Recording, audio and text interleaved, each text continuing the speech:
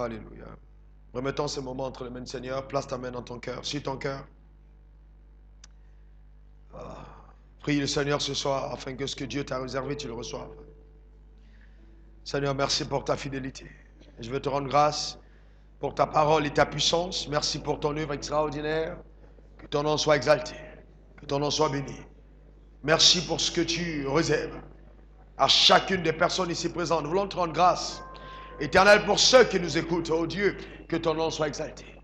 Que l'honneur et la gloire te soient rendus. Que ta fidélité, une fois de plus, soit démontrée. Afin que ton nom soit exalté. Car tu es Dieu et tu règnes. À toi le règne et la gloire. Je mets une demande devant ton trône, Seigneur. Prends le total contrôle de ces moments. Par ta puissance. Au nom de Jésus. Amen. Asseyons-nous dans la présence de Dieu. Amen. Alléluia. Amen. Je vais demander à M. Orso de venir. Ça, on est déjà dans notre message. Partager quelque chose avec nous en 2 minutes. Écoutons d'abord ce qu'il a à dire. Amen. Est-ce qu'on peut acclamer le Seigneur pendant qu'il arrive? Amen. Soyez bénis. Bien-aimés. Ok. D'accord. Je voulais simplement apporter un témoignage par rapport au message que le révérend donne en ce moment, qui est donc, le titre est Comment devenir riche? Comment devenir riche? Comment devenir riche? Alors, dans ce message, il y a un certain nombre de principes. Vous savez, j'ai eu une longue vie. J'ai travaillé dans certains domaines et j'ai été consultant pendant l'année, au début des années 80. Beaucoup de gens n'étaient pas encore nés, d'autres étaient en culotte courte. Et j'étais donc consultant et embauché par le ministère de l'enseignement technique à l'époque. Le gouvernement nous avait demandé de faire un diagnostic sur toutes les entreprises de la place, les entreprises industrielles comme les entreprises commerciales et autres. Et moi, je me suis particulièrement occupé des entreprises industrielles. Et nous avons fait un diagnostic pour savoir, connaître les faiblesses et les forces des entreprises. Et surtout, pour apporter la compétence aux Ivoiriens qui y travaillaient, parce qu'il fallait ivoiriser les cadres. Et on a donc déterminé un certain nombre de principes après le diagnostic.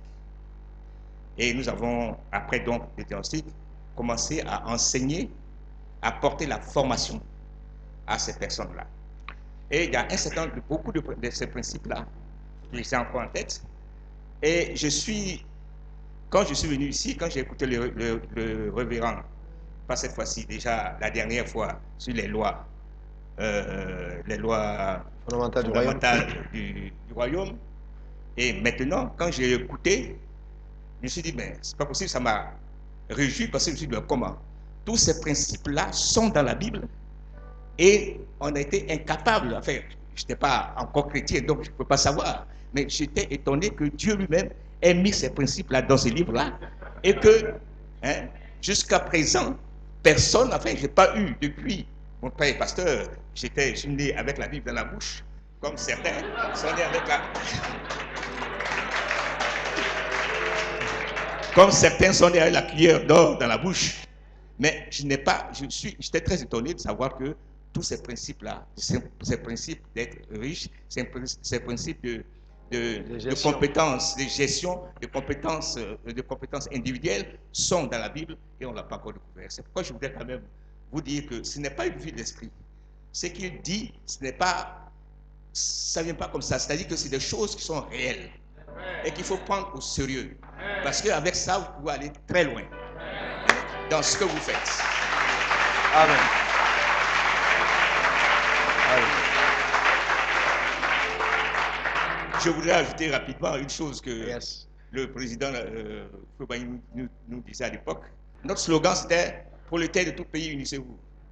Il dit, mais comment vous pouvez vous unir à des gens qui n'ont rien pour avoir quelque chose? Quand vous n'avez rien, vous allez à celui qui en a. Celui qui en a, c'est Dieu. L'or et l'argent lui appartient. Il faut aller à lui. Alléluia. Amen. Soyez bénis. Amen. Amen. Amen. On acclame le Seigneur. Amen. Amen. Je voudrais vous rappeler que notre frère, notre aîné, Pascal Lorceau, fait partie des hommes sages et plus sages que nous avons dans cette assemblée parce que je le connais, je le côtoie et qui a exercé de grandes responsabilités et qui continue d'exercer parce qu'il est toujours chef d'entreprise. Ok, il a dirigé de très grandes boîtes dans ce pays. Et donc, venant de lui, c'est un encouragement et une mise en garde que nous devons chacun avoir. Je me suis rendu compte que dans le royaume des cieux, nous avons tendance à ne pas valoriser les choses précieuses. Et ça, c'est dommage. Et c'est pour ça que, voyez, Jésus a dit, les enfants de ce monde sont plus sages que vous. Amen. Je voudrais maintenant vous demander de voir ici et aux écrans cette image. Très bien. Ok, là, quand je vais demander à Léopold de venir. Bien, ok? Il va vous dire quelque chose. Tu reconnais cet endroit? Puisque tu reconnais. Oui, en effet, je reconnais cet endroit. C'est où? C'est à Douala, Faites passer la deuxième image. Là, c'est où? au Cameroun. Très bien. Et c'est quoi là? Quel est ce château? Ben, ce château me rappelle un château que j'ai vu en 96, par là. Ouais. 96, 97. 97, exact. Douala. Ouais. Je peux aller plus loin. Vas-y, plus loin. Ouais. C'est incroyable parce que je me rappelle la voie qui y mène et tout. Et je suis monté, c'était au premier étage, je crois. Exactement. Allez-y. Voilà.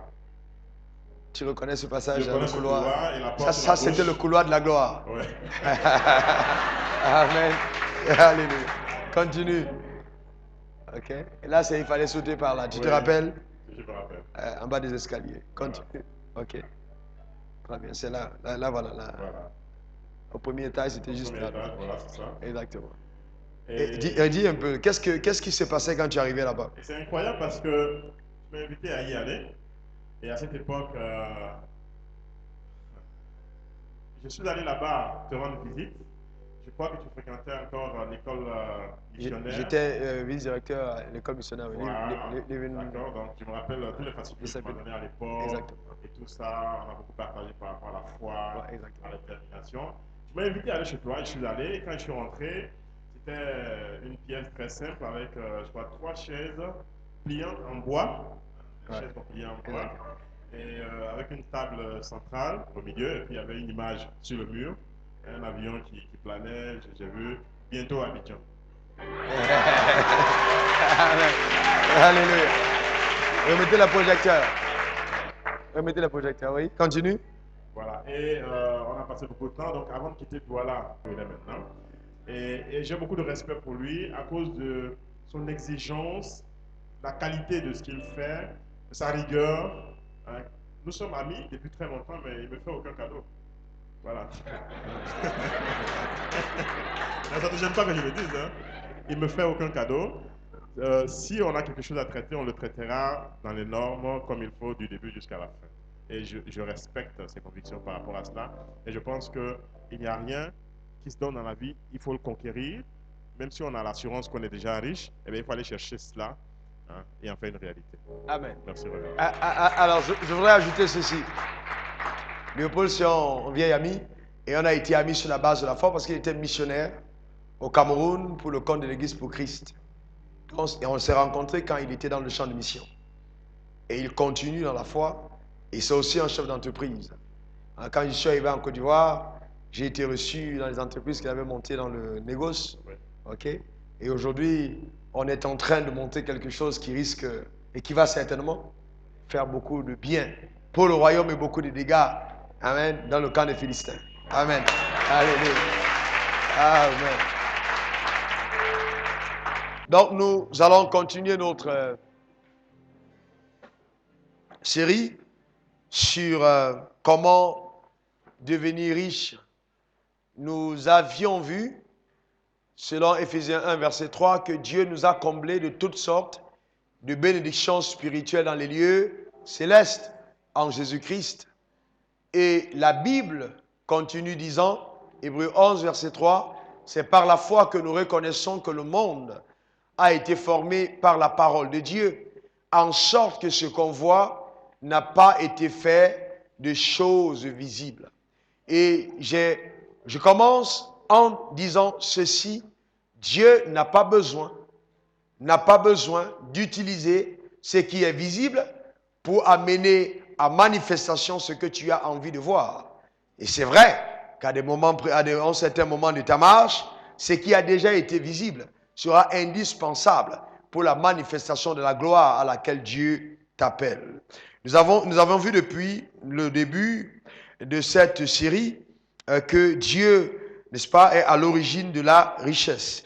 Et que Adam, notre aïeul, de qui nous descendons tous les hommes de la terre, n'est-ce pas, a été créé dans un environnement de richesse et qu'il y a justement une corrélation parfaite entre l'homme et la richesse. Et qu'un homme qui vit dans la richesse est plus productif que celui qui vit dans la pauvreté.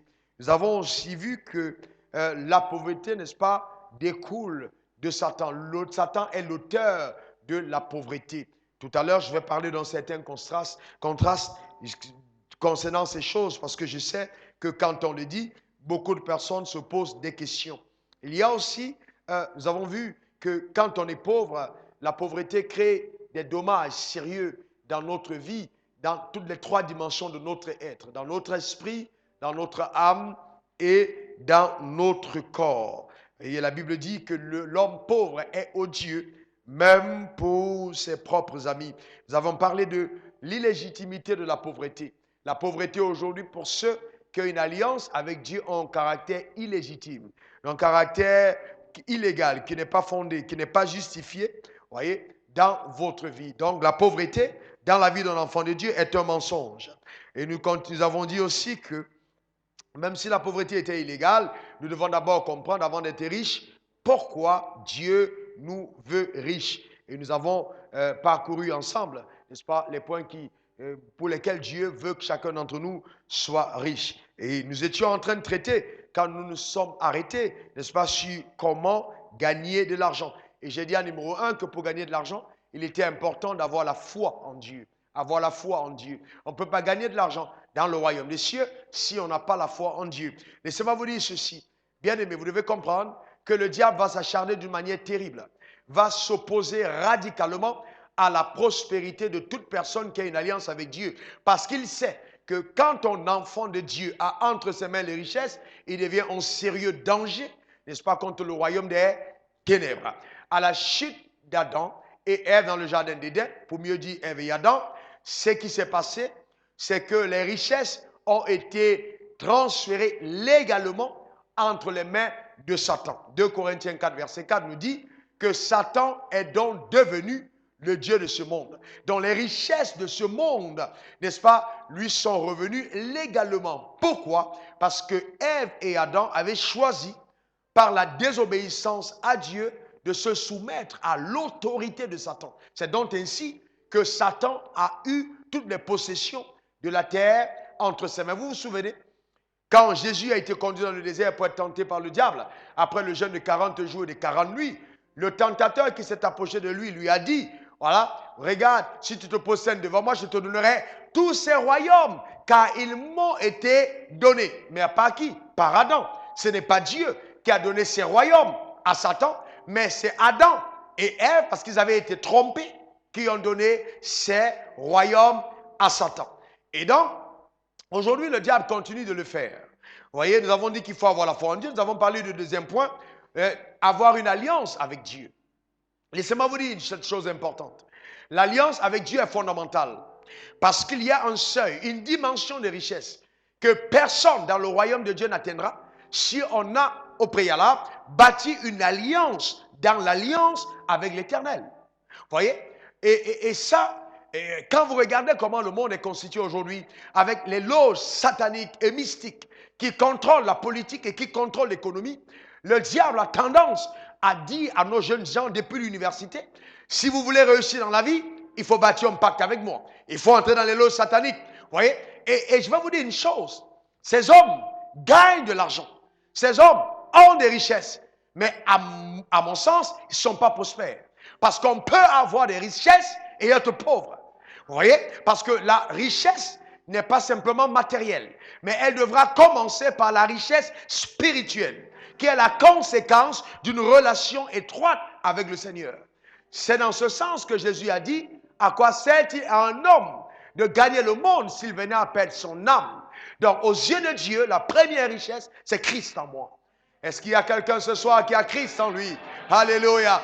Christ en moi, c'est l'espérance de la gloire. Donc, la première richesse, c'est avoir Christ en soi. Christ en moi, c'est la première des richesses. D'ailleurs, c'est la restauration de ma richesse spirituelle. Vous voyez? Christ en moi restaure ma richesse spirituelle. Mais une fois riche spirituellement, au niveau de mon mental, ça change.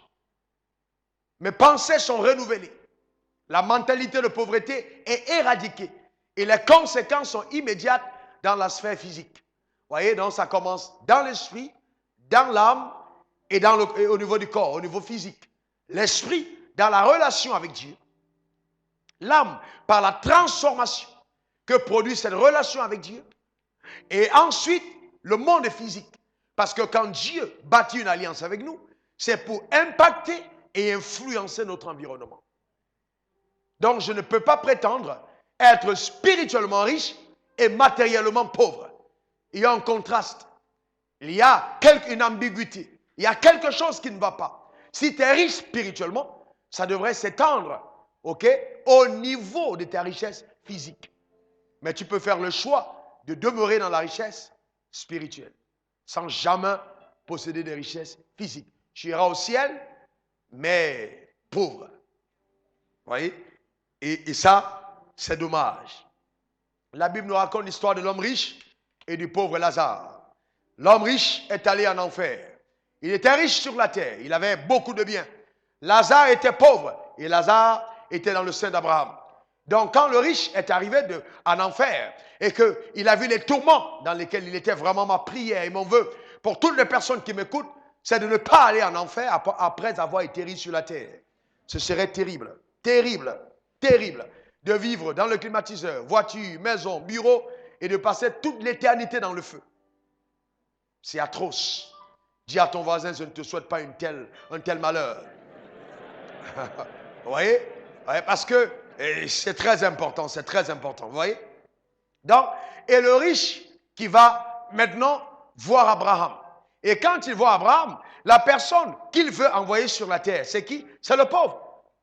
Pourquoi? Parce que même quand le pauvre est dans le sein d'Abraham, le riche garde le souvenir que sur la terre, c'était celui qui était, n'est-ce pas, à son service. Et il veut donc envoyer Lazare pour faire une commission pour lui sur la terre. Vous vous rendez compte? Oh, lève ta main droite et dis, je n'irai pas pauvre au ciel. Car sur la terre des hommes, par la puissance de Dieu, je vivrai dans la plénitude des promesses que le Seigneur m'a accordées. Car il a dit de moi, je suis la lumière du monde. Je déclare que je brillerai, je montrerai l'exemple par la bénédiction de l'Éternel que je démontrerai dans ma génération. Je suis une ville bâtie sur une montagne. Je ne peux pas être caché. La gloire de Dieu est rattachée à ma vie et à ma destinée. Que le diable veuille ou pas, ce que Dieu a dit en ce qui me concerne arrivera et se réalisera pleinement au nom de Jésus. Amen, amen et amen. Laissez-moi vous dire une chose. Pendant que vous parlez ainsi, sous l'inspiration de l'onction, certaines choses sont en train de changer dans la sphère surnaturelle. Vous devez comprendre que c'est ainsi que les choses marchent. Les déclarations prophétiques dans l'atmosphère de l'onction déclenchent quelque chose en ta faveur. Donc ce n'est pas de la religion. Vous voyez? Mais c'est la provocation de la manifestation de la bénédiction par les paroles que je relâche. Vous voyez? Très très important. Donc, nous avons parlé de l'alliance.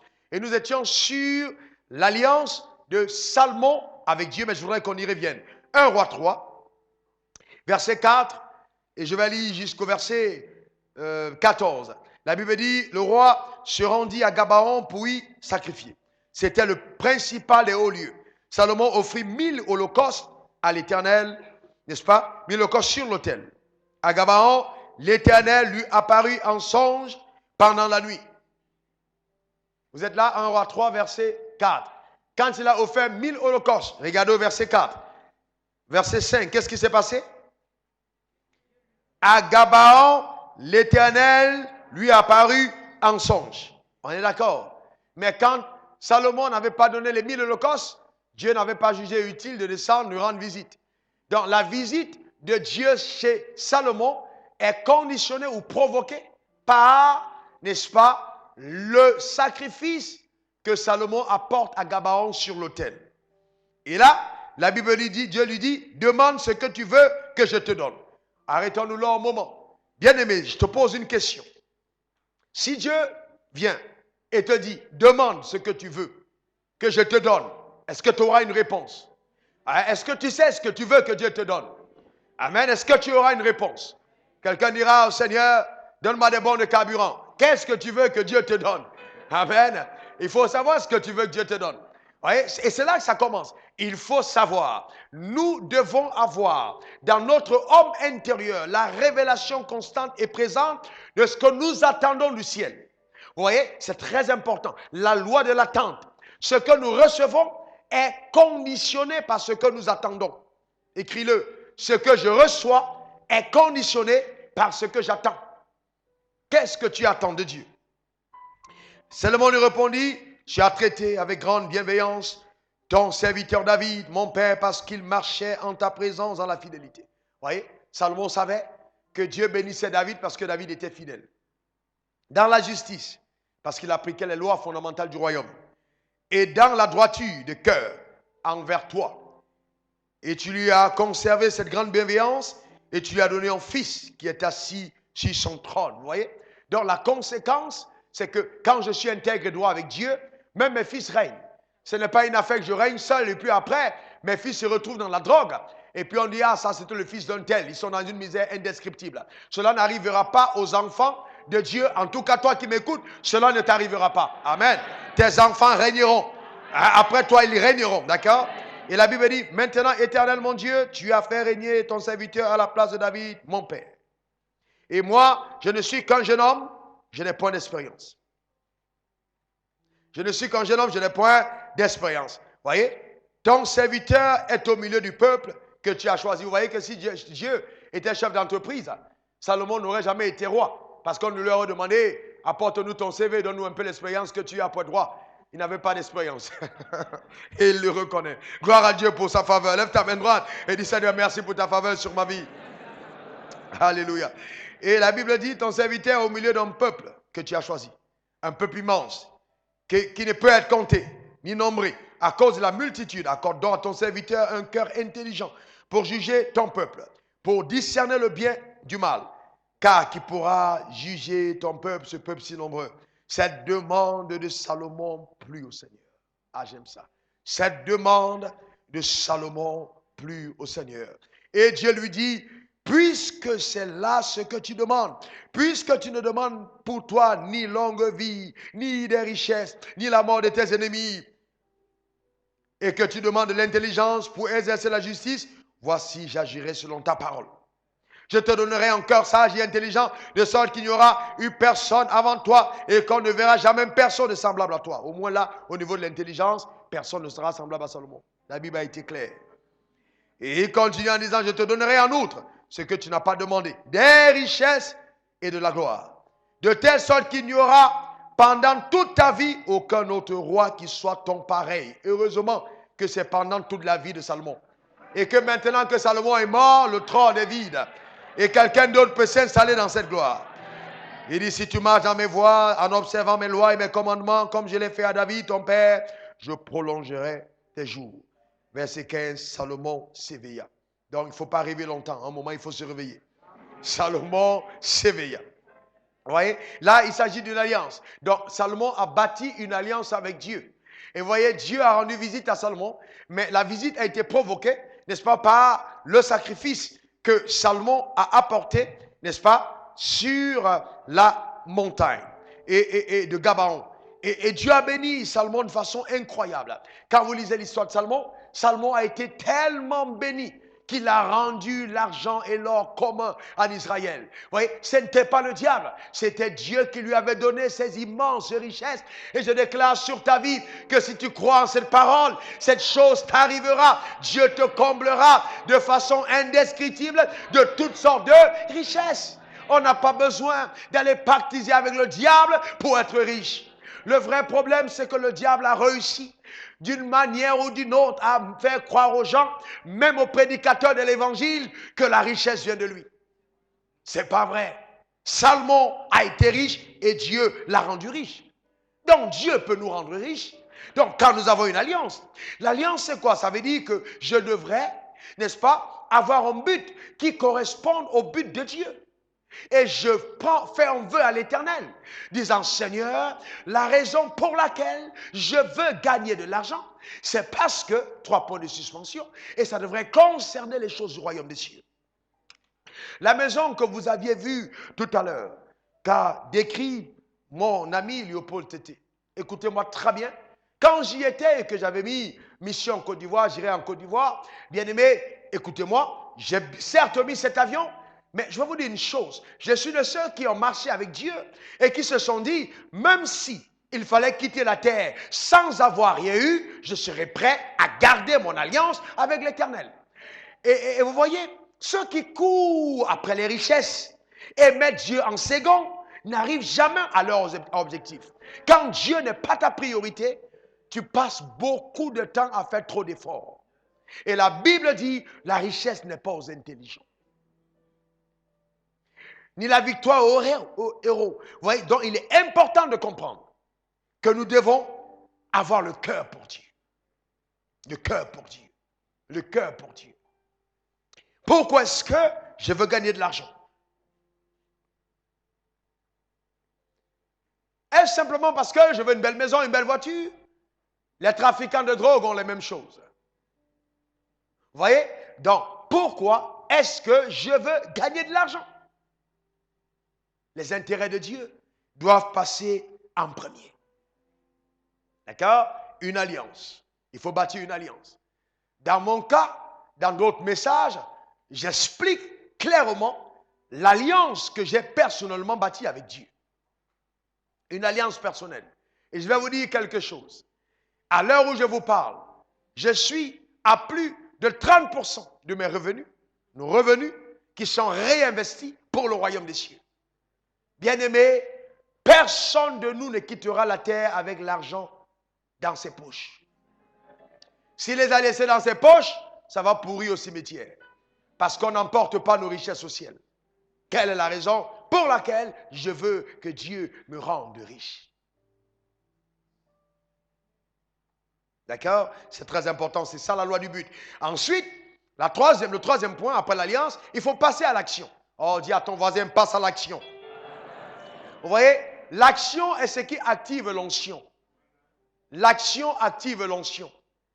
Je vais prier et je vais transférer la grâce, l'onction que j'ai dans la vie de certaines personnes qui vont recevoir cette onction.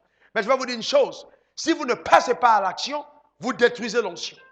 Parce que l'action est ce qui active l'onction. D'accord? Je veux prier pour un champ en disant, il faut que tu sois prospère, il faut que le cultivateur ait des belles récoltes. Si le cultivateur ne va pas avec sa semence dans le champ et ne met pas sa semence dans le champ, la prière est annulée. L'onction qui est relâchée ne pourra pas produire. Pourquoi? Parce qu'il n'y a pas eu d'action. Donc il faut comprendre que c'est l'action qui active l'onction. Je dois passer à l'action, car l'action est la démonstration de ta foi.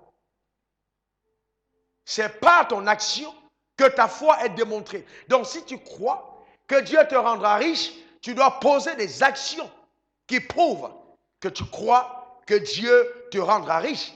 Si tu crois que Dieu te rendra riche, et tu pries, et tu chantes, et tu jeûnes, et tu ne fais rien, tu es simplement en train de dire, je ne crois pas. Vous voyez? L'inaction est la démonstration de l'absence de foi. Il faut que je passe à l'action pour activer l'onction. Hébreux 11, verset 7, la Bible dit, c'est par la foi que Noé construisit. Vous voyez? Par la foi, il construisit. il est passé à l'action. Il n'a pas parlé en langue et puis l'arche est tombée. Non, par la foi, il a construit l'arche. Donc il y a eu une action qui était la résultante de sa foi. Au verset 8, c'est par la foi qu'Abraham obéit et partit. Il y a eu l'action. Il a obéi et il est parti. Donc il y a l'action. Je devrais apprendre à passer à l'action. C'est là où beaucoup de personnes ont des problèmes. Vous voyez, je veux faire des affaires. Le diable me muselle. Quand vous regardez la parabole des talents dans Matthieu 25, vous vous rendez compte que Dieu rencontre 3 personnes, n'est-ce pas? Cette parabole que Jésus illustre, il y a un à qui il donne 5 talents, à l'autre à qui il donne 2 talents, à un autre à qui il donne 1 talent. Mais la Bible précise qu'il donne à chacun selon sa capacité. Vous voyez? Donc, ce que tu as aujourd'hui, c'est simplement la démonstration de la capacité que tu as. Donc, ne te plains pas, c'est ta capacité actuelle. D'accord? J'ai 1 million de revenus, c'est la capacité que Dieu t'a donnée. J'ai 200 000, c'est ce que tu as. Mais la bonne nouvelle, c'est que je peux progresser dans mes capacités. Je peux développer mes capacités. Je peux étendre mes capacités. Je peux élargir l'espace de ma tente par mon action. Celui qui avait 5 talents, ça là, Allah a fait valoir les 5 talents et il gagna combien d'autres? Quoi? Encore quoi? Celui qui avait 2 a gagné 2 autres. Celui qui avait 1, il n'a rien gagné. Mais qu'est-ce qu'il a dit? J'ai eu peur. Vous savez que les saints avaient le même maître. Donc, les saints devaient avoir les mêmes résultats. Celui qui avait 1 talent allait gagner un autre. Parce qu'ils vivaient dans le même environnement. Sauf que celui qui avait 1 a eu peur. Et les 2 autres ont agi. La seule différence, c'est que les 2 sont passés à l'action. Celui qui avait le 1 talent a enterré. Il est possible qu'à l'heure actuelle, tu ne sois pas riche simplement parce que tu as enterré le talent. Tu n'es pas passé à l'action. Si tu ne fais rien, tu n'as rien. Tu veux voir ce que tu n'as jamais vu, fais ce que tu n'as jamais fait. Et donc, dans la loi de la productivité maximale, voici ce que j'enseigne. Je dis ceci. Celui qui avait 5 talents n'a pas gagné 4 talents, mais il a gagné 5. Ça vous dit quelque chose? Celui qui avait 2 a gagné 2. Qu'est-ce que ça veut dire? Ça veut dire que chaque talent a été exploité. Vous savez qu'il y a des gens qui vivent, qui ont 10 talents, mais qui n'exploitent qu'un seul, et qui bâtissent toute leur vie sur un seul talent. Et 9 autres ont été enterrés. C'est le cas de beaucoup de personnes qui, au profit du mot à plein temps, restent figées et ne veulent rien faire d'autre. Pour ceux-là qui m'écoutent, je voudrais vous dire que l'apôtre Paul, lui-même a construit des tentes. Il était un opérateur immobilier pour pouvoir à ses besoins aux besoins des autres. Vous voyez, il est passé à l'action. C'est très important. Passer à l'action. Vous voyez? Alors maintenant, comment je fais pour identifier que j'ai un capital? Parce que d'autres personnes me diront, oui, mais homme de Dieu, je veux bien passer à l'action, mais je n'ai rien. Non, je ne crois pas que Dieu puisse laisser quelqu'un sur la terre sans rien. Je reprends. Il n'y a personne sur cette terre qui n'a rien. Le vrai problème, c'est que ce que nous avons, nous le dévalorisons. Nous ne respectons pas, nous n'identifions pas ce qui est en nous. Nous ne découvrons pas ce que nous avons. Mais il y a quelque chose que tu as.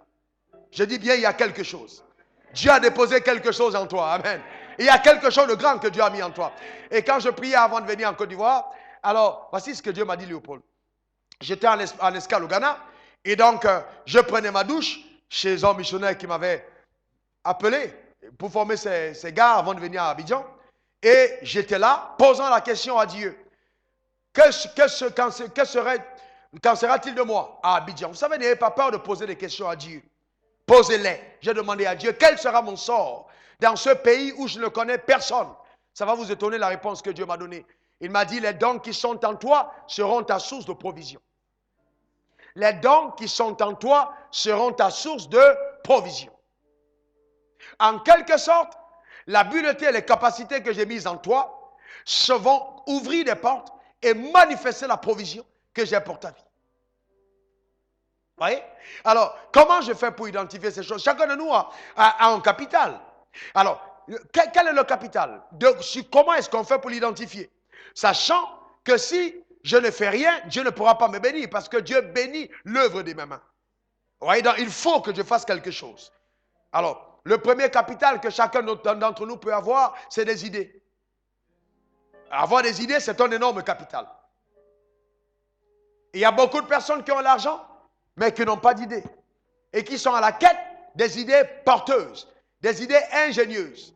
Dans les sociétés développées, vous allez, les banques, les vraies banques, accompagnent les idées. Dans nos sociétés, les banques récupèrent notre argent pour se faire de l'argent. Vous voyez? Sans accompagner les opérateurs, ceux qui ont des idées. L'idée doit être accompagnée. On peut avoir des idées sans ressources et se faire accompagner. Le paralytique qui est arrivé chez Jésus ne pouvait pas marcher. Mais il savait qu'il devait arriver chez Jésus. Et il s'est fait porter par d'autres personnes. Donc je peux avoir une idée et me faire porter par des autres. Accompagné par des gens qui ont des capitaux. Donc la deuxième ressource, capitale que je peux avoir, c'est ma crédibilité. La crédibilité. Être crédible. Quelqu'un de crédible. Vous voyez? Crédible. Il y a des personnes parmi nous, si on nous confie l'argent pour garder, on ne va plus nous revoir. Et vous ne comprenez pas que le fait de ne pas avoir la crédibilité est terrible. Terrible. Et ils sont dans l'église. Alléluia. Oh Dieu. Amen. Alléluia. Amen. La crédibilité. Il faut être crédible. C'est très important. Ensuite, vous voyez, la crédibilité est ton capital. Parce que quand vous êtes crédible, vous savez, quand vous êtes crédible, quelqu'un peut vous donner de l'argent. Donc la crédibilité est ton capital. Quand on sait que vous allez ramener. C'est très important. Très, très important. Construisez un capital crédibilité. Soyez des personnes crédibles, honnêtes et intègres. C'est à votre avantage. Ensuite, vous voyez, il y a mes contacts, mes relations sont aussi, n'est-ce pas, un capital que j'ai. Quelqu'un peut avoir une idée et il cherche quelqu'un qui a l'argent. Moi, je rencontre celui qui a l'idée, je connais celui qui a l'argent, je mets les deux ensemble et moi, je gagne quelque chose dans la transaction. C'est l'intermédiation. Exploiter justement les relations que nous avons. Je peux aussi avoir quelqu'un qui a un marché qui veut donner à quelqu'un et je sais celui qui peut exécuter le marché et j'apporte l'affaire à celui qui va exécuter et il me donne un pourcentage dedans. C'est possible. Vous voyez? Il faut simplement, n'est-ce pas, avoir des relations. Je me rappelle quand j'étais enseignant de la parole au Cameroun en 1996, j'enseignais à l'étude biblique et la dame qui nous donnait la salle voulait vendre sa voiture. Elle a mis à vendre. Et donc moi, j'ai fait les photos de la voiture. Je suis allé voir des gens à gauche, à droite pour dire il y a une voiture à vendre. Je lui ai demandé, tu vends ta voiture à combien? Elle m'a dit tel montant. J'ai dit, qu'est-ce que tu donnes aux démarcheurs? Elle m'a dit tant. Je suis allé, je joue le rôle des démarcheurs. Et j'ai gagné 450 000 francs dans la vente du véhicule. La dame était au courant. J'ai informé la dame du prix réel de vente. Soyez quelqu'un d'intègre et de droit. Ne soyez pas faux.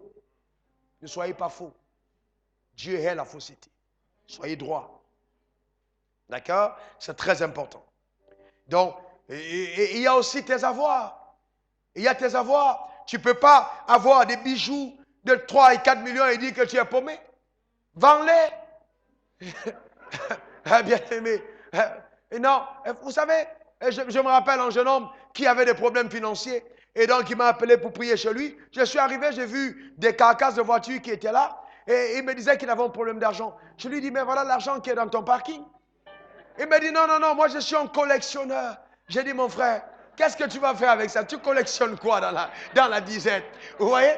Et il y a des moments où il faut savoir se débarrasser de certaines choses. Vous voyez, est-ce que vous comprenez? C'est très important. C'est très important. Il y a des moments, il faut savoir se débarrasser de certaines choses. Non. Il y a des dames qui ont des pagnes, ça peut remplir des armoires, des pagnes et des pagnes. Non, ça c'est ma grand-mère qui a donné à ma mère, ça c'est ma tante qui m'a donné au mariage de temps, et c'est là, on n'a jamais truc. Mais écoutez, c'est ton capital. Vous ne pouvez pas avoir ça et dire je n'ai rien. Vous avez quelque chose. Le vrai problème, c'est que vous n'arrivez pas à identifier que vous l'avez. Oui, c'est très important. Donc, ça, il faut déjà identifier son capital. Il y a un capital que j'ai. Jésus a demandé aux disciples, qu'avez-vous, n'est-ce pas? Qu'est-ce que vous avez? Oh, nous n'avons que 5 pains et 2 poissons. La réponse est, je n'ai que. On a toujours tendance à ne pas valoriser le potentiel que Dieu nous a donné. Ils ont dit, je n'ai que. Oui. La femme, la veuve, a dit, je n'ai qu'un peu d'huile et un peu de farine. La veuve de Sarepta. La veuve dont le mari est mort a dit, je n'ai qu'un peu d'huile dans la maison. Vous voyez que chaque fois que la question était posée sur l'existence du capital, ceux qui possédaient ce capital avaient tendance à le minimiser. Alors que c'est le même capital que Dieu a utilisé pour créer l'exploit. Amen. Amen. Dieu va utiliser exactement les ressources en ta possession maintenant pour amener l'exploit, amener l'explosion de tes richesses. C'est possible. Mais entre le capital et la fructification, je vous donne quelques lois qui sont indispensables pour voir la gloire de Dieu. Premièrement, la loi de la discipline. La loi de la discipline. La discipline est le chemin en or qui te mène au succès. La loi de la discipline. Donc, entre le capital et la fructification du capital, il y a des choses qui se trouvent là. C'est la discipline. Voyez? La discipline est le chemin en or qui mène au succès. Il faut être discipliné. Alors, j'ai défini la discipline comme étant l'ensemble des choses que je dois faire et non celles que je veux faire. Généralement, les choses qu'on veut faire ne sont pas toujours celles qu'on doit faire. Un homme discipliné ne fait pas ce qu'il veut faire, il fait ce qu'il doit faire. Vous voyez? Donc, construire de bonnes habitudes. Les bonnes habitudes sont très difficiles à avoir, mais très faciles à perdre. Gardez les bonnes habitudes. La discipline, c'est ça. Les bonnes habitudes, les mauvaises habitudes sont très faciles à avoir, mais difficiles à perdre. Vous voyez? Et donc, vous avez des gens qui ne font jamais rien parce qu'ils se sont simplement installés dans la paresse. Il faut être discipliné. Notez ce que le Saint-Esprit m'a dit. Si votre foi en Dieu n'a pas d'impact sur votre vie de discipline, alors vous n'êtes qu'un religieux. Je reprends. Si votre foi en Dieu n'a pas d'impact sur votre vie de discipline, alors vous n'êtes qu'un religieux. Parce qu'en fait, la foi en Dieu nous conduit inexorablement sur le chemin de la discipline. Dieu est un Dieu discipliné. Donc ça c'est important. Sinon, c'est la religion. Si votre foi en Dieu n'a pas d'impact sur votre vie de discipline, alors vous n'êtes qu'un religieux. La religion. Deuxième loi importante, très importante, et je vous rappelle que la loi de la discipline, quand j'ai quitté le Ghana pour entrer en Côte d'Ivoire dans le bus qui me conduisait à la gare Stif, j'ai entendu le Seigneur me dire, la discipline est le chemin en or qui te mènera dans le succès en Côte d'Ivoire. Donc je savais clairement par le Saint-Esprit qu'il fallait être discipliné. Donc la discipline n'est pas un slogan. Ça doit modifier radicalement ton style de vie. Il doit avoir une modification radicale. Vous voyez? Il y a une violence personnelle que tu dois t'appliquer, une discipline rigoureuse dans ta manière d'être, une discipline. Bien-aimés, les personnes qui ont réussi ont été toutes des personnes disciplinées. Regardez simplement les joueurs de football. J'ai de l'admiration pour eux quand je les vois jouer sous la neige, courir à des températures incroyables, sous la neige, sortant pour faire du footing. Bien-aimé, il n'y a rien qui s'acquiert dans la vie facilement. Il faut payer le prix. Amen. Il faut payer le prix. C'est très important, la discipline.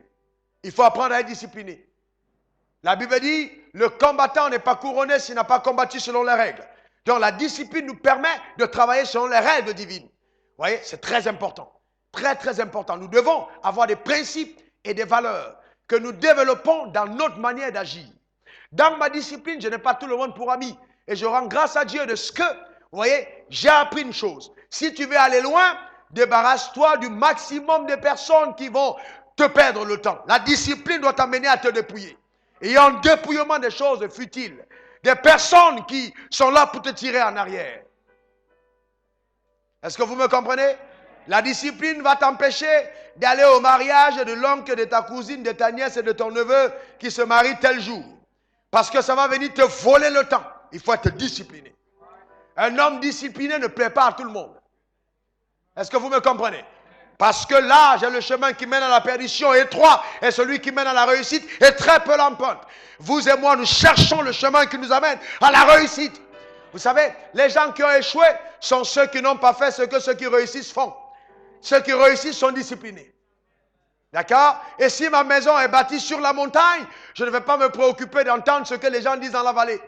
Ceux qui sont dans la vallée, ils n'ont pas, vous voyez, ils ont décidé d'y rester. Ce ne sont pas mes amis. Est-ce que vous me comprenez? Je reste sur la montagne.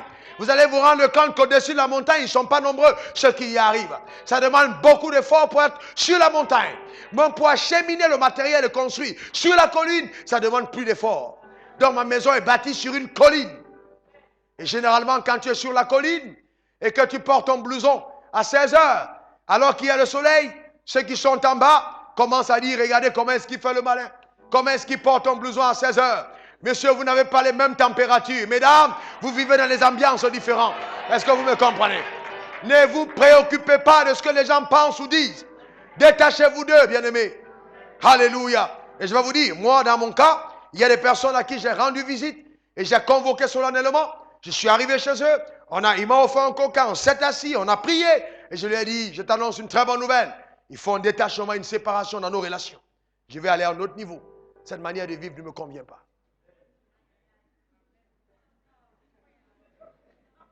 Ouais, je vous dis sincèrement. Et on verra ça plus tard. Parce que vous voyez, après la discipline, il y a la détermination.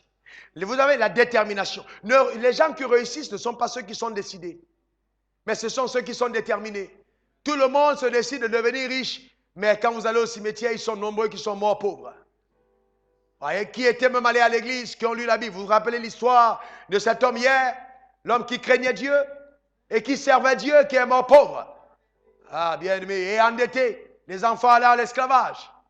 Il avait certainement décidé, mais il n'était pas déterminé. La détermination, vous voyez, atteint l'objectif que la décision se fixe. La détermination atteint l'objectif que la décision se fixe. Donc, la détermination m'amène à atteindre mes décisions. La détermination. Vous voyez, il faut être déterminé. Il faut être déterminé. C'est très important d'être quelqu'un de déterminé. D'accord? Il faut être déterminé. Ne soyez pas comme quelqu'un qui arrive, il a fait une affaire aujourd'hui, et comme quelqu'un me disait, oh moi, les affaires, c'est pas mon truc. J'ai dit pourquoi? Il disait, essayez deux affaires, ça n'a pas marché. Je crois que pour moi, ça ne marchera pas. J'ai dit, bien aimé, il faut être déterminé. Si moi-même, je te raconte, comment est-ce que j'ai été grugé en affaires? Bien aimé, il n'y a personne qui a réussi qui n'ait pas commis d'erreur. Vous voyez, je ne suis pas de ceux qui aiment impressionner les gens en disant que tout a bien marché. Je me suis fait gruger et des montants incroyables. J'ai été souvent stupide et j'ai perdu beaucoup d'argent. Je le reconnais. Quelqu'un au nom de sa foi m'a pris près de 85 millions. Parce qu'il était enfant de Dieu. Et il était ancien dans l'église. J'ai dit, ah, c'est mon frère en Christ. Et il m'a bien montré ce que Judas a montré à Jésus. Vous me comprenez? Attention, bien-aimés. Amen. Je vais vous dire une chose. Même aujourd'hui, je vais faire une affaire avec mon propre frère. On signe un contrat. On écrit sur papier, on signe, il y a une décharge. Est-ce que vous me comprenez? Avec mon propre frère de sang. S'il n'est pas d'accord, on ne marche pas. Bien-aimés, ça, c'est des principes. Quelqu'un me dira, mais t'es trop dur. Dieu a fait la même chose avec nous. Il a signé un contrat avant qu'on marche ensemble. La Bible est notre contrat entre Dieu et nous. N'ayez pas peur, ne soyez pas des personnes émotionnelles. Soyez des personnes de principe. Non, mais comment est-ce qu'il peut? Je suis allé me voir, il demandait un prêt. Au lieu de me donner ça simplement, il me demande de signer un papier. Comment est-ce qu'il peut faire? Non, mais non, bien-aimé, il faut signer un papier. Signe un papier. Amen, c'est très important. D'accord? C'est très, très important. Donc, il faut être quelqu'un de déterminé. C'est très important, ces choses-là. Vous voyez? Et souvent, au nom de la foi, il y a des choses qu'on met de côté. Parce qu'on se dit, non, est-ce que c'est biblique de faire une chose pareille? Et non. Et ensuite, le quatrième point, il faut connaître l'origine de l'argent. Parce que vous ne pouvez pas gagner de l'argent si vous ne connaissez pas son origine. Ah, vous voyez? On ne t'arrête pas au fait de dire l'argent appartient à Dieu. Mais à la préhistoire, il n'y avait pas de billet de banque. Le billet de banque n'existait pas. Il faut connaître d'où vient l'argent. Je ne parle pas d'argent en tant que matière première. Mais d'où viennent les billets de banque? D'où viennent l'euro? D'où viennent les CFA? Ça vient d'où? Démystifier l'argent. Vous voyez, l'argent est un moyen de change. L'argent n'est pas la richesse. L'argent est un moyen de transaction. Ça nous permet de faire des transactions. Mais l'argent n'est pas la richesse. La richesse est autre chose. Vous voyez? Au départ, dans la préhistoire, les gens faisaient les trocs. C'est-à-dire qu'ils prenaient la marchandise, sa banane, qu'il a cultivée dans son champ, et il allait rencontrer quelqu'un qui a de la papaye. Et il donne un régime de bananes contre 15 papayes. Et c'était un troc. Les gens s'échangeaient des choses. Donc, pourquoi? Parce que celui qui avait la papaye n'a peut-être pas, je ne sais pas, de noix de coco et tout, il a besoin d'autre chose. Donc, il s'échangeait. Donc, l'argent arrivait entre les mains de ceux qui, le bien arrivait entre les mains de ceux qui avaient déjà fait un effort de posséder quelque chose. Vous voyez? Mais aujourd'hui, les gens veulent l'argent sans effort. Et c'est plus tard, parce que la civilisation a évolué et que les peuples devenaient lointains. Si vous prenez la banane ici pour aller la changer en Chine, le temps d'y arriver, elle sera pourrie en route. Donc les hommes ont réfléchi. Ils ont dit, bon, pour pouvoir faire des trocs, il faut maintenant qu'on mette une monnaie. Et vous voyez, et même le fait de la valeur d'une monnaie est déterminé par des indices clairs. Sinon, si vous surpassez cela, vous tombez sur le péché, n'est-ce pas, de l'effet de la planche à billets. Donc, on doit comprendre que ce n'est pas des choses simplement comme ça, non. Il y a des critères derrière. Donc, quand je gagne de l'argent que je gagne, que j'ai, c'est parce que j'ai donné quelque chose. Mais donc, j'ai donné quelque chose et on me donne en retour de l'argent en échange des services que j'ai rendus ou de ce que moi-même j'ai apporté. Donc, si je veux avoir de l'argent, je dois apporter un service. Vous voyez? Je dois apporter un service à la société. Je dois apporter un service à mon semblable pour obtenir son argent. Bon, certaines personnes me diront, et les filles de la rue Princesse?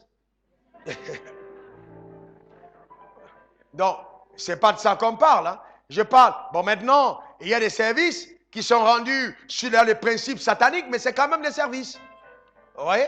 D'accord, mais nous devons rester dans le modèle biblique et divin, faire des choses de valeur. D'accord? Donc même les services que nous rendons doivent être des services de qualité. Dans la qualité du service. Proverbe 24, verset 33 et 34. Et un peu de sommeil, un peu d'assoupissement, un peu de croiser les mains pour dormir, et la pauvreté te surprendra comme un rôdeur, et la disette comme un homme en armes.